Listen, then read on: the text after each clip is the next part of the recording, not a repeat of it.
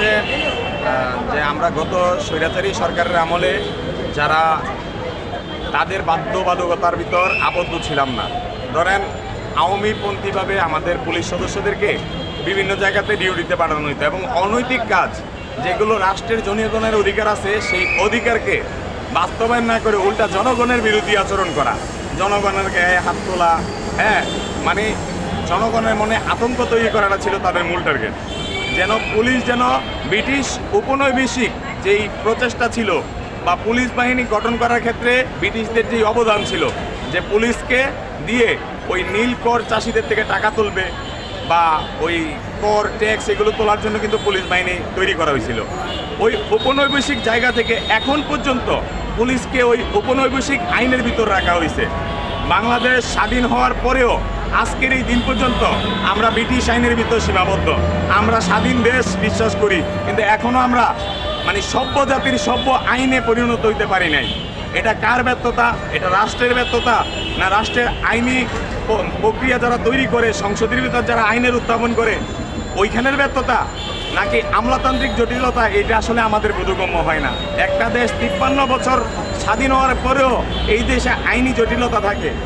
অন্যান্য ডিপার্টমেন্টের যে আইনগুলো আছে, যেমন পুলিশের পিআরবি, সিআরপিসি, এইগুলো যখন রাষ্ট্রদ্রোহী যার সামিল হয়, এই আইনগুলো যখন সংবিধানের সাথে সাংঘর্ষিক হয়, এই আইনগুলোকে তারা মানে কিভাবে রাখে? ধরেন আমার মানবাধিকার লঙ্ঘন করা হচ্ছে, আমাকে সাময়িক বরখাস্ত করে 6 মাসের অধিক সময় রাখা হচ্ছে, আমাকে আমার পরিবারের সাথে দেখা করতে দেওয়া হচ্ছে না। এই দিক দিয়ে পুলিশ ডিপার্টমেন্ট বলতেছে তোমার ছুটি দেওয়া যাবে না, ওই দিক দিয়ে কোর্ট আমাকে আদেশ দিতেছে কোর্টে হাজির হইতে। এখন আমি যখন কোর্টে হাজির হইতে যাব, আমি আবেদন দেই, আরও সাহেবরা আমাদের আবেদন কপি এসপি অফিসে নেয় না। এসপি অফিসে নিলে বলে ওদেরকে তো ছুটি দেওয়া যায় না। তাহলে ওনারা কোর্টকে বুড়ো আঙ্গুল দেখাচ্ছে যে কোর্টকে তারা মানে না। আচ্ছা, পুলিশ ডিপার্টমেন্টকে কি এমন সুপ্রিম ক্ষমতা দেওয়া আছে যারা সুপ্রিম কোর্ট, হাইকোর্ট, জজ কোর্ট, ম্যাজিস্ট্রেট কোর্টকে পাত্তা দেয় না? এটার কারণটা কি আমি জানতে চাই। এই পুলিশ বাহিনীর যে আইন, সেই জায়গার ভিতরে একজন ব্যক্তিকে 6 মাসের অধিক কেন সাময়িক বরখাস্ত রাখা হয়? এখানে কি মানবাধিকার লঙ্ঘন হচ্ছে না? আমি এমন কোনো অপরাধ যদি করে থাকি রাষ্ট্রের ভিতরে যে জনদুর্ভোগ হইতে পারে, আমার দ্বারা জনগণের ক্ষতি হতে পারে, সেই ক্ষেত্রে ধরে নেওয়া যায় যে আমাকে সাদা পোশাকে রাখলো, সাময়িক বরখাস্ত রাখলো, কিন্তু আমাকে কি মানে আমার মৌলিক অধিকারগুলো দেওয়া হবে না? আমাকে কি বেতন দেওয়া হবে না? আমাকে কি আমার পরিবারের সাথে দেখা করতে দেওয়া হবে না? এগুলো দেয় না। ওনাদেরকে বা মৌখিকভাবে বলা বা লিখিতভাবে বলার পরে ওরা কোনোভাবেই পুলিশ সদস্যদেরকে ছুটি দেয় না। আপনারা জানেন রানিং পুলিশ সদস্যরা অনেক জায়গায় আত্মহত্যা করে। কেন? ছুটি চাওয়ার পরে তাদের মা বাপ তুলে গালাগালি করে এই পুলিশের এসপিরা।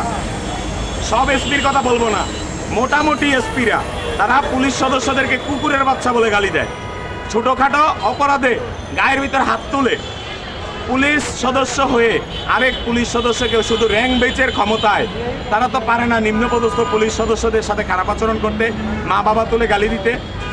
আমরা এগুলো নীরবে নির্বৃত্তে মানে সহ্য করে নেই, কিন্তু সহ্যের সীমা আছে। ওনাদের যেরকম রক্ত মাংস আছে শরীরে, আমাদেরও আছে।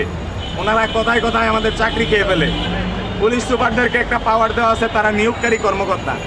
নিয়োগকারী কর্মকর্তা হওয়ার কারণে যদি ওই এসপি সাহেবের পছন্দের মেয়েকে রুমে নিয়ে যাইতে হয়, মহিলা এসপি সাহেব তার হাত পা টিপানোর জন্য যদি মহিলা পুলিশ সদস্যদেরকে বাধ্য করে হাত পা টিপার জন্য, এটা তো তাদের চাকরি না। আমি পুলিশে ঢুকছি দেশপ্রেমিক হিসাবে, দেশের জনগণের সেবা করব, কিন্তু এসপির হাত পায়ে তেল মাখার জন্য তো আমি ঢুকি নেই চাকরিতে। আমি এসপি ডিআইজির গোলাম না, আমি এদেশের সাধারণ জনগণের গোলাম। আমি যতক্ষণ বেঁচে থাকবো এদেশের সাধারণ জনগণের গোলামি করব। কোনো এসপি ডিআইজিকে তোয়াক্কা করে চলার সময় নাই। যতক্ষণ পর্যন্ত উনি আইনি বলয়ের ভিতর থাকবে, যতক্ষণ পর্যন্ত উনি নৈতিকতার সাথে আমাকে কমান্ড দিবে, আমি ততক্ষণ পর্যন্ত তাকে স্যালুট করব।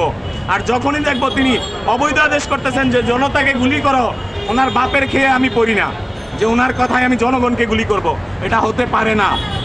এই পুলিশ বাহিনী অত্যন্ত নিরীহ নিরুপায়। তাদেরকে এই নিম্নপদস্থ পুলিশ সদস্যদের জন্য একটা অ্যাসোসিয়েশন তৈরি করে দিতে হবে, যেই অ্যাসোসিয়েশনের কাজ হবে পুলিশের ভাবমূর্তি নষ্ট করা সহ এসপি ডিআইজিরা পুলিশের নিম্নপদস্থ কর্মচারীদের উপর কেমন ধরনের অত্যাচার চালাচ্ছে এটার পর্যবেক্ষণের জন্য একটা তদন্ত কমিটি গড়া সময়ের দাবি। কেননা আজকে যাদেরকে রাজপথে ডিউটিতে দেখতেছেন তাদের অমানবিক ডিউটি চলতেছে। তাদের 8 ঘন্টা ডিউটির করার কথা ছিল সরকারিভাবে, কিন্তু তারা 16 ঘন্টা 18 ঘন্টা দিন রাত ডিউটি করতেছে। তাদেরকে 1 টাকা ডিএ বিল দেওয়া হয় না, 1 টাকা এই এক্সট্রা টাইমগুলোতে যে তারা এই ডিউটি করতেছে তাদেরকে কিন্তু বেতনের উপরে কোনো টাকা দেওয়া হয় না। 15-16 হাজার টাকা বেতন যদি একজন পুলিশ কনস্টেবলের হয়, একটা রিক্সা ড্রাইভারের বেতন মাসে 40,000 টাকা পড়ে ঢাকা শহরে, তাহলে একজন কনস্টেবল 15,000 টাকা দিয়ে কীভাবে চলে, কীভাবে সম্ভব? ভারতের দিকে তাকান, বিএসএফ এর বেতন 45,000 টাকা, ওদের দেশের টাকায়, আমার দেশের টাকায় প্রায় 70,000। আমার দেশের পুলিশ সদস্যরা শিক্ষিত, মার্জিত, মানবিক, তাদের বেতন কেন কম হবে? এসপি ডিআইজিদের তো বেতনের অভাব নাই, 70-80 হাজার টাকা বেতন পায়। ওদের এই দিক থেকে ওই দিক থেকে টাকা আসে, তাদের একটা হেলোতে কাজ হয়, তারা পোস্টিং বাণিজ্য করে। আর আরেকটা জিনিস আমি বলতে চাই আপনাদের মিডিয়ার মাধ্যমে, এই যে জাতীয় বেজন্মা বেনজির, এই বেনজির যেই সিস্টেম করছে পুলিশ বাহিনীতে, যে প্রমোশনের ক্ষেত্রে আমরা যখন বিভাগীয় পরীক্ষাগুলো দেই, সাব ইন্সপেক্টর বা এএসআই, এই পরীক্ষাগুলোকে ঢাকা কেন্দ্রিক নিয়ে আসা হয়েছে, এগুলো আগে বিভাগীয় পর্যায়ে ছিল। এইগুলো হলো তার হাত, টাকা ইনকামের ধান্দা।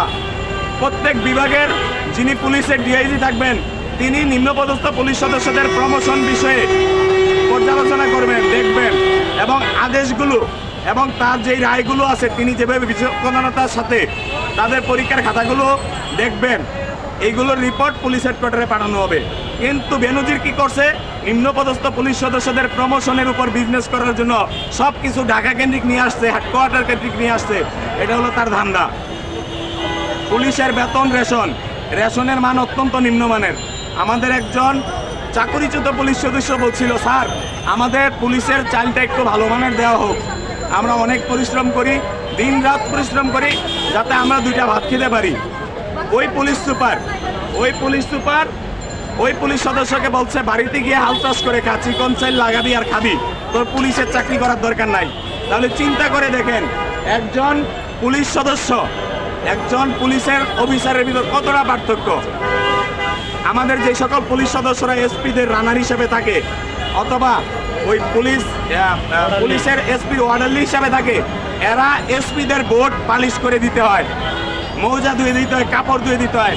আপনারাই বলেন, এই জাইঙ্গা দেওয়ার জন্য কি পুলিশ চাকরিতে ঢুকে? এটা কি জনগণ জানে? জানে না। এসপি যদি মানুষের বাচ্চা হয়, পৃথিবীর সভ্য রাষ্ট্রের প্রতিটা, ওই যে ডোনাল্ড ট্রাম্প, সেও কিন্তু তার নিজের জুতা নিজে ব্রাশ করে। কিন্তু আমার বাংলাদেশের বিসিএস ক্যাডার নামক পুলিশ ডিপার্টমেন্টে থাকা কিছু দুর্বৃত্ত, এরা নিজেকে মানুষ মনে করে না, ফেরাউন মনে করে। এদেরকে পায়খানা করলে সোসাইয়া দিলেও এরা আরও খুশি হবে। কিন্তু এদের রোষানলের শিকার প্রত্যেকটা ব্যক্তি। আজকে দেখা যাচ্ছে পানি সবসময় নিচের দিকে গড়ায়, কিন্তু ঊর্ধ্বতন অফিসারদের টাকা যায় নিচের থেকে উপরের দিকে।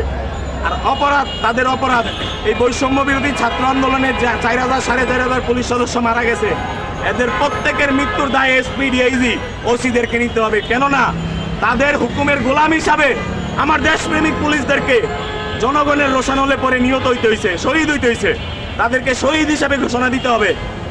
এবং পুলিশ ডিপার্টমেন্ট জনগণের জীবন নিয়ে কোনো ধরনের খেলা করতে পারবে না, আয়নাঘর বানাইতে পারবে না, গুম করতে পারবে না, মিথ্যা বানোয়ার মামলা দিতে পারবে না। আমার মতো দেশপ্রেমিক পুলিশ সদস্য, সাবেক পুলিশ সদস্য সোহেল রানাকে, বৈষম্য বিরোধী ছাত্র আন্দোলনের যোদ্ধাকে হুমকি প্রদর্শন করতে পারবে না।